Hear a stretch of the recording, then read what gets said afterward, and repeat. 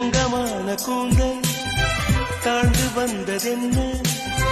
வனிதை உந்தன் பாதம் கண்டு வணக்கம் சொல்லவோ தேன் மிதக்கும் உதடு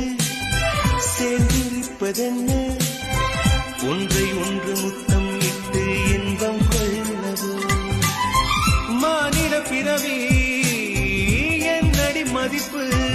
உன் கால் விரல் நகமாய் இருப்பது சிறப்பு 100 கோடி பெண்கள் உண்டு உன் போல் யாரும் இல்லையே